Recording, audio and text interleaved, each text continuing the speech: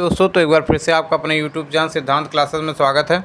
देखिए, बहुत से बच्चे कंफ्यूज हो गए हैं कि डिजी लॉकर क्या है, कि अगर हम डिजी लॉकर से लिंक नहीं करते हैं तो क्या हमारा जो फॉर्म फिल हुआ है वो रिजेक्ट हो जाएगा या फिर हमारा एडमिट कार्ड नहीं आएगा।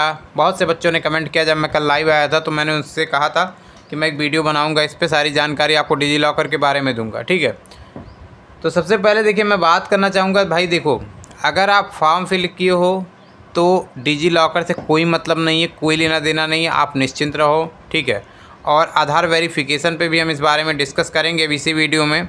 देखिए, डिजी लॉकर क्या है उसके बारे में पहले आपको बताता हूँ। देखिए, डिजी लॉकर क्या है। डिजी लॉकर एक सरकारी बैग है। मैंने कल भी लाइव में बताया था, एक सरकारी बैग है, गवर्नमेंट की तरफ से एक सरकारी बैग है। सरकारी बैग का मतलब क्या है?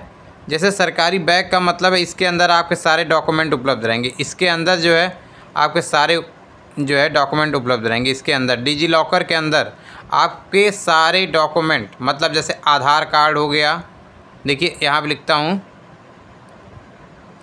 आधार कार्ड हो गया। दूसरा आपका पैन कार्ड हो गया। तीसरा आपका 10th की मार्कशीट हो गई। चौथा आपका हो गया 12th की मार्कशीट। पांचवा आपका हो गया ग्रेजुएशन। छठवां आपका हो गया, आप जैसे कोई भी डिग्री और लिए हो, बीटेक एमटेक जैसा जो भी डिग्री लिए हो, तो आपका ये जितना डॉक्यूमेंट रहेगा, आधार कार्ड वगैरह जितने भी सारी चीज़ें आपको इसमें देखने को मिलेंगे। अब आपको करना क्या है? देखिए, अगर आप डिजी लॉकर से क्या अगर आप नहीं मतलब लिंक करते हो तो क्या आपका कोई भी चीज़ कोई दिक्कत परेशानी? भाई देखिए, दिक्कत परेशानी तो नहीं होगी। हालांकि अभी तो ऐसा कोई नोटिफिकेशन नहीं आया है रेलवे की तरफ से, लेकिन मैं यही कहूँगा कि आप लिंक कर लो, क्योंकि इससे कोई अगर आपको जो है नुकसान नहीं हो, आपको कोई फ़ायदा नहीं होगा तो कोई इसका नुकसान भी नहीं होगा। ठीक है, लिंक करने से आपको अगर कोई फ़ायदा नहीं होगा तो कोई नुकसान भी नहीं होगा। हालांकि इसमें जब आपका एडमिट कार्ड आएगा तो सबसे पहले एडमिट कार्ड आ जाएगा इसमें डिजी लॉकर में, और डिजी लॉकर में आपकी जो चीज़ें रहेंगी वो एक गवर्नमेंट के पास जानकारी रहेगी, एक सेफ़ रहेगा। तो मैं यही कहूँगा कि डिजी लॉकर में आप जो है इसको लिंक कर लो।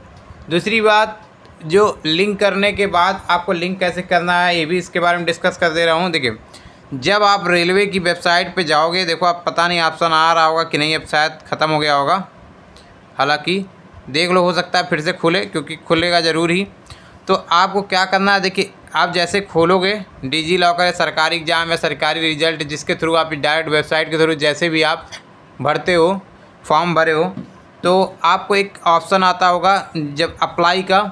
तो अप्लाई पे जब आप अप्लाई ऑनलाइन पे जब आप क्लिक करोगे तो अप्लाई ऑनलाइन पे क्लिक करने के बाद, ध्यान से सुनिएगा, अप्लाई ऑनलाइन पे क्लिक करने के बाद तो ऐसे लिख के आएगा रेड कलर में अप्लाई। ठीक, अप्लाई। अब इस पर जब आप क्लिक करोगे अप्लाई पे तो आपको लिख के आएगा क्रिएट एन अकाउंट, फिर लिख के आएगा हैव एन अकाउंट नीचे वाला।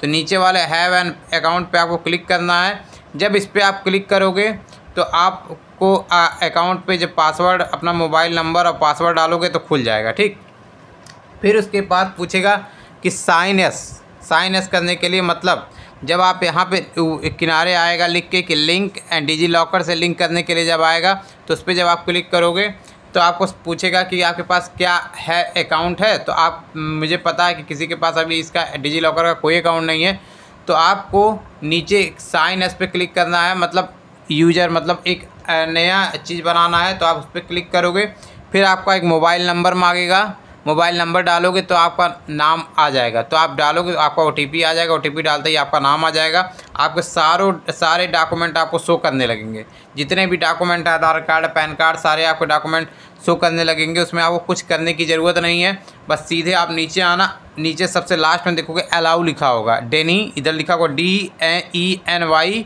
फिर इधर लिखा होगा अलाउ, राइट साइड में दाहिने साइड में अलाउ लिखा होगा। आपको अलाउ पे क्लिक करना है। अलाउ पे जैसे ही आप क्लिक करोगे आपका लिंक जो है आपका डिजी लॉकर से एक्टिवेट हो जाएगा। ठीक है, फिर उसके बाद जब आप वापस आओगे तो वहाँ पे हरे कलर में ऐसे बना रहेगा, ऊपर वहाँ लिखा रहेगा लिंक एक्टिवेट।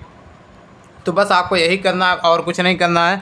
तो डिजी लॉकर आप समझ गए होंगे कि डिजी लॉकर से अब मुझे कोई लेना देना नहीं है, एकदम निश्चिंत रहिए, डिजी लॉकर से कोई दिक्कत नहीं। ठीक, दूसरी चीज़ मैं आधार कार्ड के बारे में बात करूंगा कि अभी कुछ दिन पहले आधार कार्ड के लिए आया था लिंक करने के लिए। देखिए, आधार कार्ड जैसे कुछ बच्चे ने नहीं किया था तो आधार कार्ड के बारे में बात कर लूँ। देखिए, आधार कार्ड क्या है?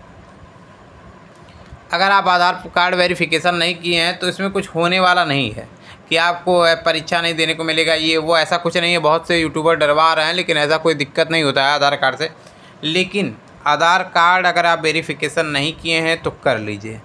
क्यों मैं कह रहा हूँ करने के लिए? क्योंकि आपका समय बर्बाद हो जाएगा। समय मतलब जब आप एग्ज़ाम देने जाएंगे सेंटर पर, एग्ज़ाम सेंटर पर आप जाएंगे तो आपको सबसे पहले आपको आधार कार्ड से मैच कराया जाएगा। जब आप उनके पास आपका आधार कार्ड जब आप अपलोड किए रहोगे तभी ना उनके पास होगा।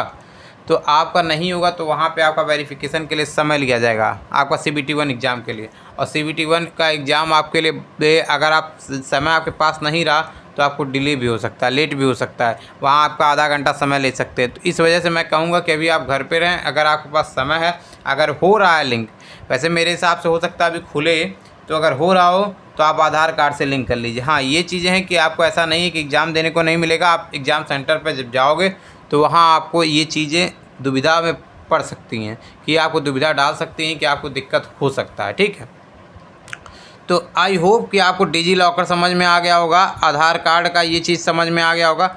अब हम बात करते हैं कुछ जैसे डॉक्यूमेंट वेरिफिकेशन वगैरह के बारे में। तो इस पर डॉक्यूमेंट वेरिफिकेशन और मेडिकल पर भी एक वीडियो बनाने वाला हूँ। CBT-1 और CBT-2 और ये RRB JEE का ही है। तो RRB JEE का जो डॉक्यूमेंट वेरिफिकेशन होगा उसके बारे में भी बात करूँगा। कुछ बच्चों ने जो कमेंट कल किया था, क्या एडमिट कार्ड बार बार आते हैं? हाँ भाई, एडमिट कार्ड देखिए बार बार आते हैं। CBT-1 का एडमिट कार्ड आएगा, फिर आप क्वालिफाई करोगे, फिर CBT-2 का एडमिट कार्ड आएगा, फिर क्वालिफाई करोगे तो आपका इसका डॉक्यूमेंट वेरिफिकेशन का एडमिट कार्ड आएगा, उसको आपको लेके जाना है। फिर आप क्वालिफाई करोगे तो आपका मेडिकल का एडमिट कार्ड आएगा। तो इस तरीके से आपका जो एडमिट कार्ड आएगा, देखिए अभी मैंने एक वीडियो देख रहा था, एक JEE का था डॉक्यूमेंट वेरिफिकेशन का। तो एक JEE का था, तो उसने कहा, रेलवे का JEE था, तो उसने कहा कि जैसे कि उसके साथ 146 लोग गए थे डॉक्यूमेंट वेरिफिकेशन में। एक समय निर्धारित किया गया, सोचिए 146 लोग गए थे, मतलब 146 लोग को बुलाया गया था, लेकिन जो वहाँ पे पहुँचे थे 132 या 133 लोग ऐसे पहुँचे थे। 132 लोग ही पहुँचे, तो कुछ बच्चे छोड़ दिए थे डॉक्यूमेंट वेरिफिकेशन। तो क्या अगर आप डॉक्यूमेंट वेरिफिकेशन पे उस समय नहीं पहुंच पाते हैं तो क्या आपको निकाल दिया जाएगा? नहीं, आपको निकाला नहीं जाता है। लास्ट दिन का जो डॉक्यूमेंट वेरिफिकेशन का जो समय होता है उसमें दिया रहता है, उस समय पे आपको पहुंचना रहता है। अगर नहीं पहुंचे तो आपका जो है रिजेक्ट हो जाएगा। तो आपको यही करना है कि जैसे आपका कोई जितना एडमिट कार्ड पे आपको डॉक्यूमेंट लिखा रहेगा वो डॉक्यूमेंट आपको लेके पहुँचना है। ठीक है, आपको जितने डॉक्यूमेंट एडमिट कार्ड पे पीछे लिखे रहेंगे, नीचे लिखे रहेंगे, आपको लेके ओरिजिनल उसका 2-2 फ़ोटोकॉपी कहा जाता है, लेकिन आप 4-4 रख लेना, क्योंकि 10-20 रुपये एक्स्ट्रा लग जाएगा, उससे कोई दिक्कत नहीं है। तो आप रख लेना, बाकी आपकी मर्ज़ी। तो अगर आप चैनल पर नए होगे तो सब्सक्राइब कर लेना। ठीक है, फिर एक नई वीडियो लेके आऊँगा, फिर आपसे मुलाकात होगी।